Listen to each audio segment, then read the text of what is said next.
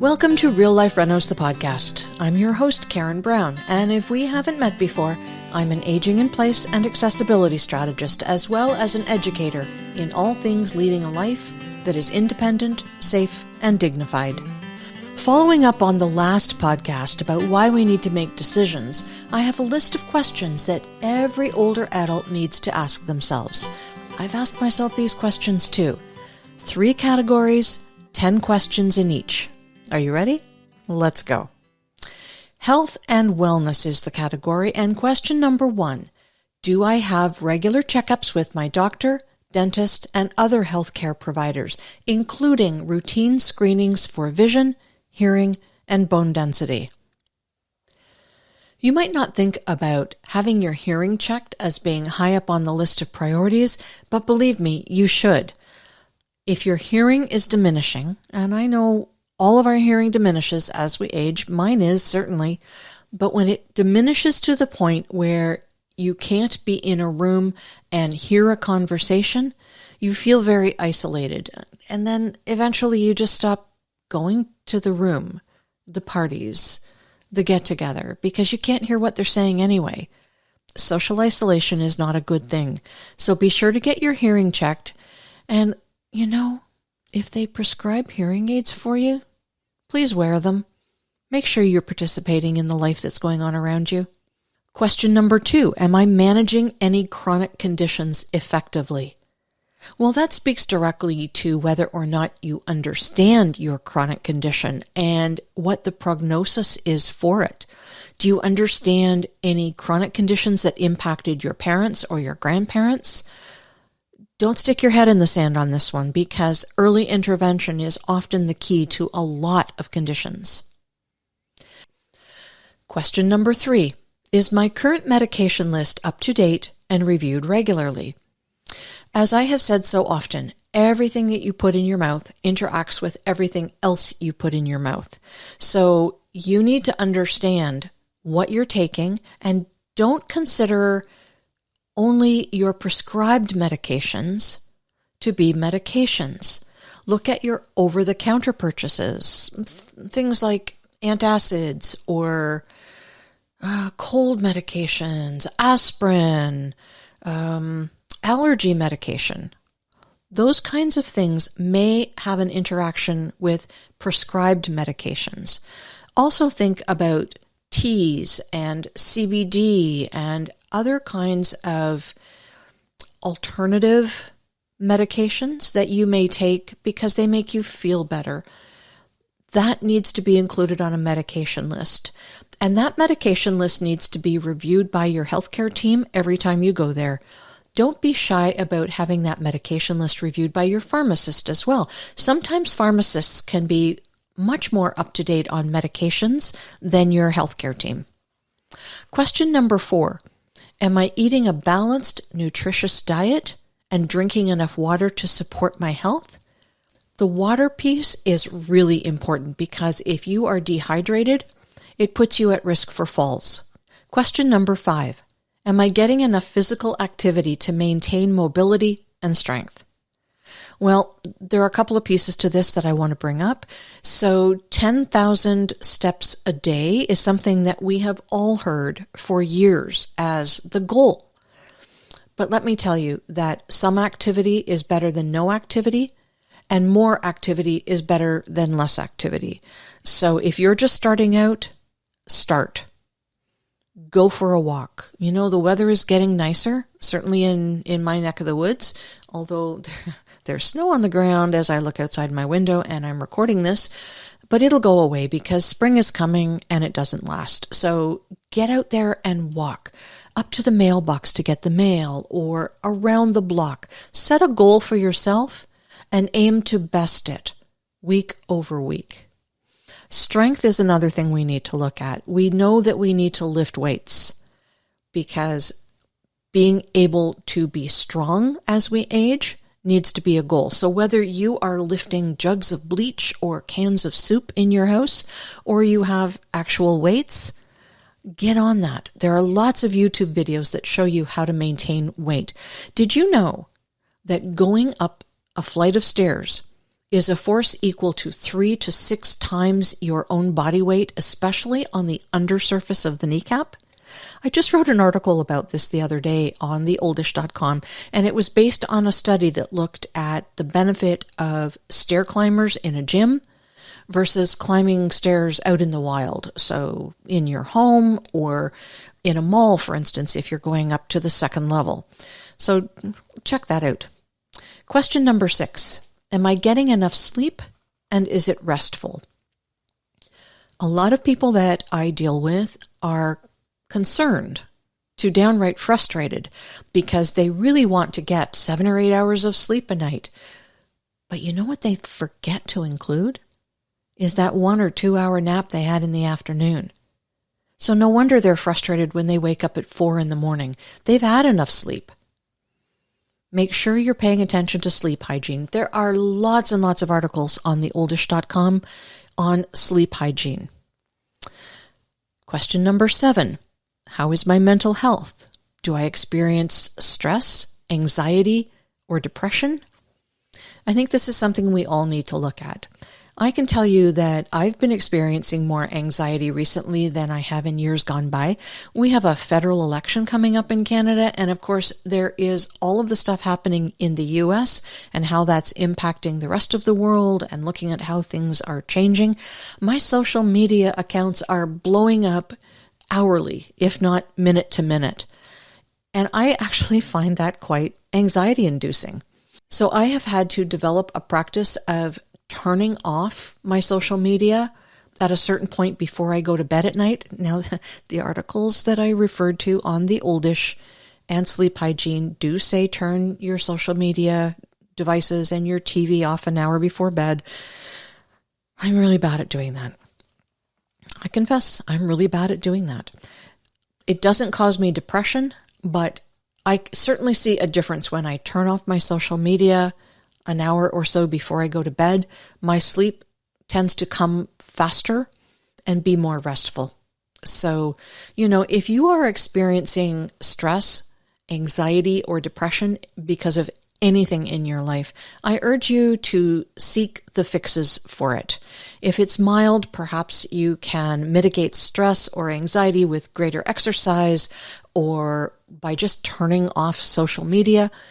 Depression is another animal altogether, and if you are experiencing depression, you may need to seek professional help on that, and I urge you to do that. There are lots of resources out there as well these days, and some of them are free or low cost. Some of them you don't need to go to an office at all. You can just make a phone call, and there are people at the other end who will help you. Question number 8. How often do I engage in activities that stimulate my brain and cognitive function? Well, playing cards or learning new things, those are both activities that stimulate the brain and cognitive function. And guess what? They're really good for your social engagement as well, because most of the time you're not doing those things alone. Question number 9. Am I maintaining a healthy weight for my age and activity level? We all need to make sure that we pay attention to that. Maintaining a healthy weight is a good thing, not only for those knees of ours that have that extra force going upstairs, but it impacts things like blood pressure, for instance, heart disease. Pay attention to that and make sure that you can be as active as you want to be, particularly if you have grandchildren. I know that I want to keep up with my young grandchildren. They're not too much of a challenge these days, but they will be. So I'm paying attention to that. Question number 10 in this section, have I considered my long-term healthcare needs, including potential in-home care? Now, this is something that we certainly touched on in the last podcast on decisions that need to be made. This is something that you need to make decisions on. Ask yourself about this and understand what your future is, because once you know what the future holds, you can relax because you've made the decisions, the plans are in place, and they're taken care of. The next section is living arrangements and home safety. Question number 1, is my current living situation safe and accessible for me to age in place? There's lots of material out there, particularly on theoldish.com and renostudios.com, that can help you assess whether or not your living situation is as safe as it might be. It is really important that we live in an environment that is safe and dignified, and particularly if we want to age in place independently, we need to pay attention to these things. Question number 2. Do I have grab bars, proper lighting, and non-slip flooring in place to prevent falls? Roughly 50% of falls happen inside the home, and we can mitigate those things by having things like grab bars put in the proper place, lighting that is adequate, contrast that's adequate, pull up those area rugs because they are a fall waiting to happen. Non-slip flooring is a good thing as well.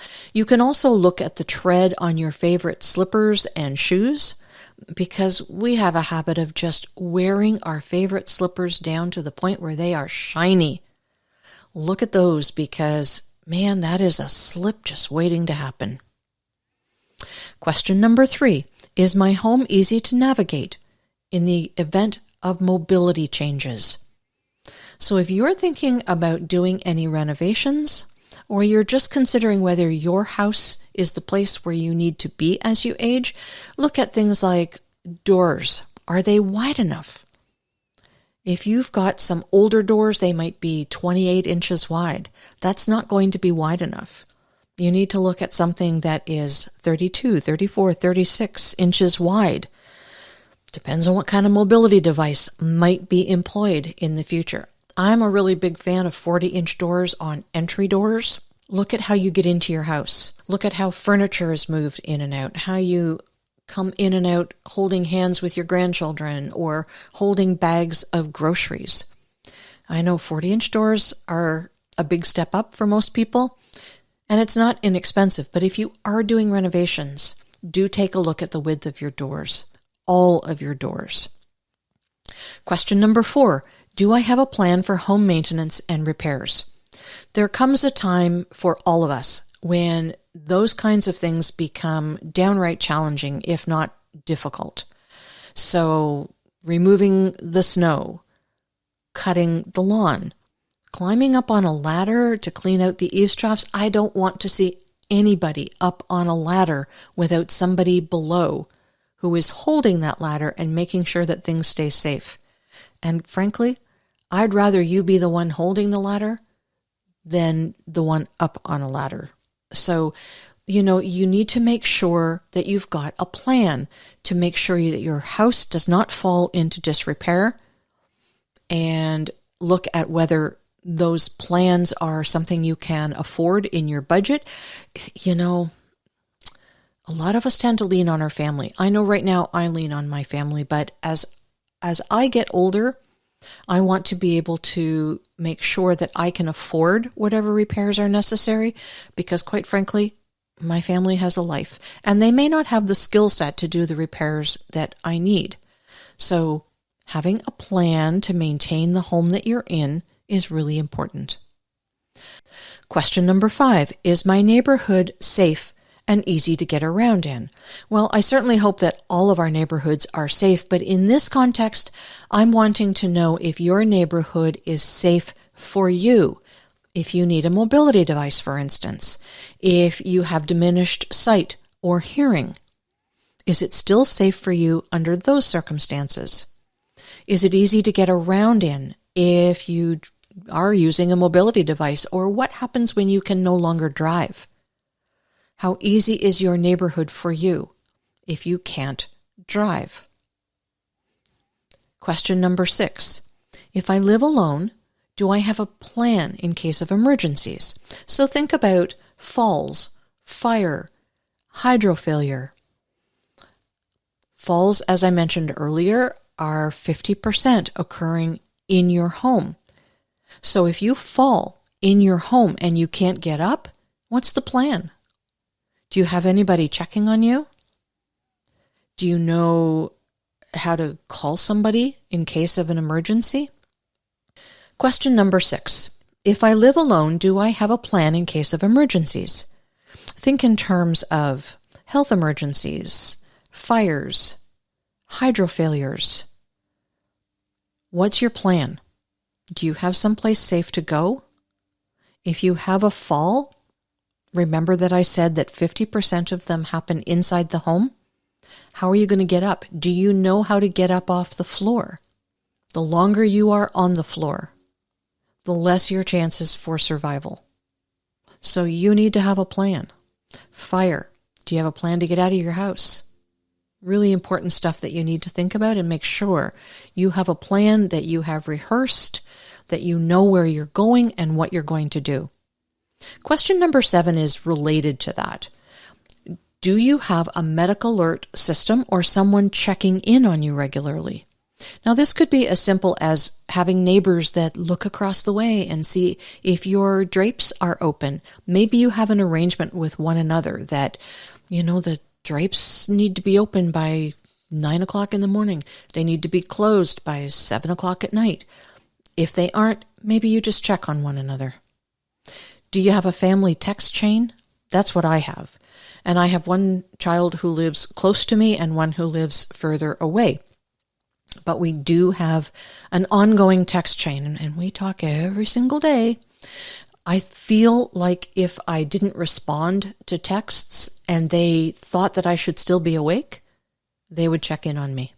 They tend to know my social engagements, where I'm going and when I'm going. They know when I go to bed at night. They know when I wake up in the morning. So if something seems out of character for me, they would check on me. Question number 8. Am I financially prepared for potential housing changes in the future? Now think of the house that you live in now and understand that I deal with a lot of clients who are in rehab, and they're not allowed to go home until they can get in and out of the house safely and independently, and until there is a bathroom that they can use, again, safely and independently. For a lot of these people, they don't live in houses that have no step entry. There are 4 or 5 steps up to the front door. There might be 1 or 2 steps from the garage into the house. The main bathroom with the shower facilities might be on the 2nd floor, as is their bedroom. And that needs to all take place on the 1st floor because they can't do stairs anymore. Or maybe they want to put in an elevator up to the 2nd level so that they can access that 2nd level. There are a lot of things to be considered when our physical condition changes. So do you have the finances available for that? Or do you know where you can get it? I just wrote an article about preparing financially for aging in place. It's on theoldish.com. You can have a look there. It does give some options that you can consider when you're thinking about this piece. Now, this leads into question number 9. Do you know what resources are available if you need home modifications? So I'm an aging in place strategist. I work with people who are dealing with this all of the time. And again, I will refer you to that article called Financing Aging in Place in Your Home. It does give you a lot of options. Depending on where you live, if you're in the States, you will have state organizations available that can help with this. If you're in Canada, the options I've provided in that article will help you a lot. Question number 10. Have you considered downsizing or moving to a community that fits your needs better? Think about not having a car. Think about your neighborhood changing to reflect a younger demographic, and maybe you don't have things in common with your neighbors anymore. Or think about not having to look after a large house or a 2-story house. Those kinds of things might have you thinking about downsizing, which might lead you to think about a community that better fits your need. Consider a community of people in the same stage of life that you're in. Now, I'm not talking about a retirement home. I'm not talking about nursing care. I'm talking about a community. Sometimes these communities are engineered, for sure. Sometimes they just happen organically, and you might have some friends who have moved to a community and they're finding themselves all settled in and able to find people who are in their same stage of life. So look at what your friends are doing. Look at various communities that are engineered toward older adults, and they might give you some sense of what you should go and look at if you're looking at or even beginning to consider moving communities. The third and last section, social connections and activities. Question number 1. Am I staying socially active and engaged with family and friends? You should make an effort to do that. And your family and friends should be making an effort to make sure that you do that. Question number 2. Do you have a strong support network of friends and loved ones? Think of who you might call if you needed support, if your partner has a serious illness or, God forbid, passes away. Think of who you would turn to for support during transitions, like working to retirement. Question number 3. Do you belong to a social club? And I'm thinking about the Lions Club, Rotary, things like that. In fact, I'm looking at that right now myself. They tend to give purpose to the things that you're doing, and also they give back to your community, which is an important connection with the community that you live in. Question number 4. How often do you participate in activities that bring joy and fulfillment? And I'm not talking about the kind of joy you get from articles in your home when you're deciding whether to keep them or not. I'm talking about actually going out and doing activities that just make you feel so happy and fulfilled. So you can think about your grandchildren. You could think about gardening and even community gardening. You could think about mentoring, so giving back from your skills that you may have used or learned while you were working, giving them back to people who are younger and could make good use of them. Question number 5. Are you involved with any faith-based organizations? For those who attend services, there is certainly comfort in routine, structure, and the social aspects of exercising one's faith. Question number 6. Do you do crossword or word search puzzles every day? I know a lot of people are really into crosswords and word search puzzles, like Wordle, for instance. I have a lot of friends who do Wordle. I do one called Connections, and my younger daughter also does it. So we share our results every day to see how successful or sometimes not successful we've been. I find it really engaging anyway. Question number 7. Have you tried learning something new to keep your mind active? Now, right up there at the top of the things that are good to do to really keep your mind active is learning a new language. I know that a lot of us would have learned a second language in school. For me, it was French, but because I didn't then go into a job that used that skill, I haven't retained it.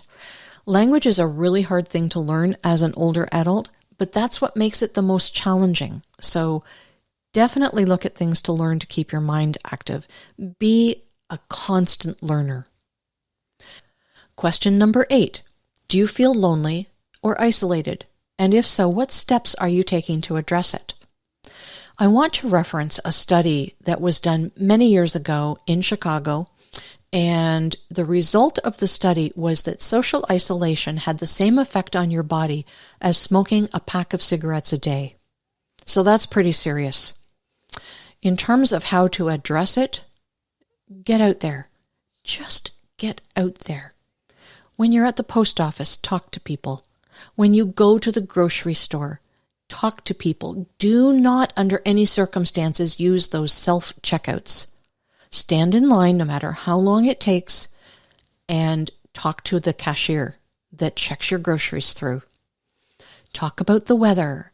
Talk about whatever it is you're going to make with the stuff that you bought. Talk about anything, but engage.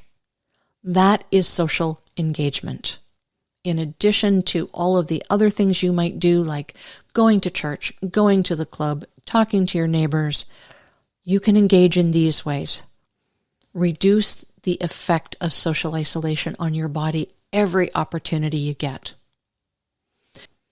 Question number 9. Do you have a way to stay in touch with family and friends who have moved away? Now, this is something that our grandparents probably didn't need to address the same way that we do, but we do indeed need to address it.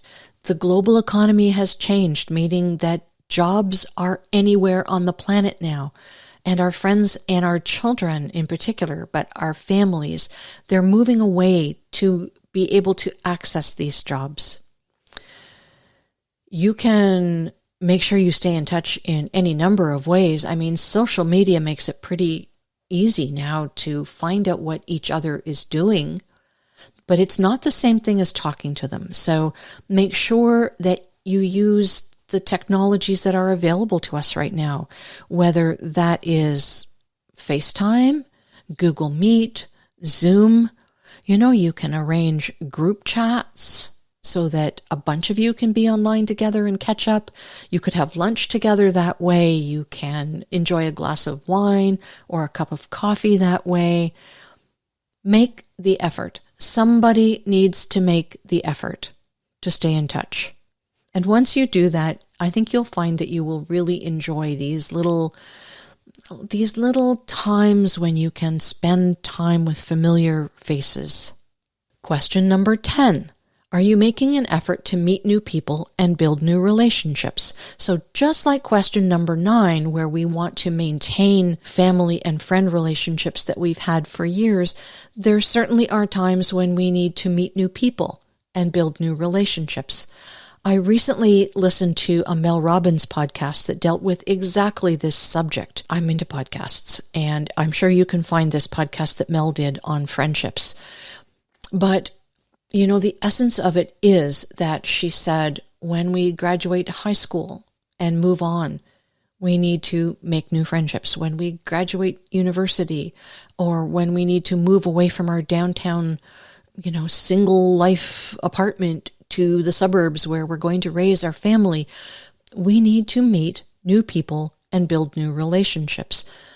She did talk also about meeting new friends as we age and move into that stage of our life. So, we might move away from that family home into a smaller home or to a community that is more in keeping with what our stage of life is. And we need to meet new friends. It is really not easy to meet new friends as we are aging. It's much easier when we're little kids. But meeting new friends in our older years is just as important. And we need to learn how to do that and make that effort. Well, that's the end of our questions for today. For so many of us, life just seems to happen. We don't necessarily take the steps to craft the life we want, but we can do just that. And we need to realize that we can, and nobody needs permission to do that. Even if you think you have the best life possible, I encourage you to take some time and explore how you could make it just that much better. Thank you for joining us. If you found it thought-provoking, please hit the like icon and share the episode with somebody who needs to hear the message. I will look forward to seeing all of you on the next episode of Real Life Renos, the podcast.